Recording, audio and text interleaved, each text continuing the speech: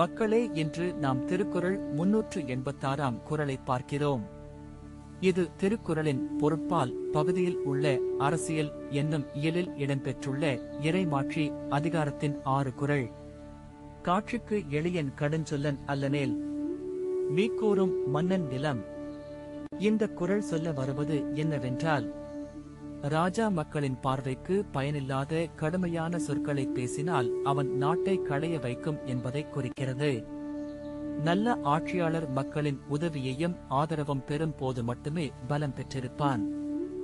ஏன் இந்த குறள் முக்கியமானது என்றால், மதிப்பீடு மற்றும் அழுத்தம் இல்லாமல் உண்மையான தலைவர் பிரசன்னமும் நியாயமும் கொண்டு நாட்டை முன்னேற்ற முடியும்.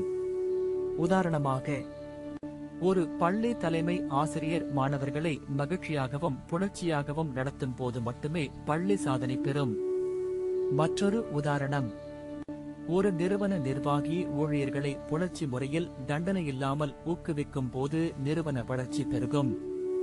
இன்றைய வாழ்க்கையில் இந்த குறளை நாம் பின்பற்றினால் நம்முடைய உறவுகள், வேலையிடம், சமூகத்தில் ஒருவருக்கொருவர் மரியாதை மற்றும் தயவுடன் நடத்த முடியும்.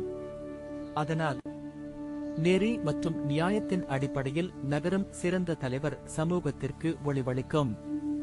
இன்றைய ஜனநாயக உலகில் மக்கள் கருத்தை மதிக்கும் தலைவர்தான் நீதி நிறைந்த அரசை உருவாக்குவான். தனது கருத்தை ஒளிராமல் சத்தியத்தை மட்டும் சொல்லி மனக்கணக்கில் நம்பிக்கையை காக்க வேண்டும். அதற்காக தினமும் தன்னுணர்வை வளர்த்துக் கொண்டு பிறரை கேட்டு புரிந்து கொள்வது அவசியம். பொது சேவையில் இருக்கும் போது ஒளிரும் சிந்தனை நிலைத்திருக்கும்.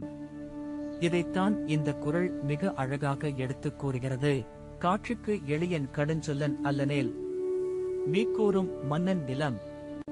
அடுத்த அதிகாரத்தில் மீண்டும் சந்திப்போம்.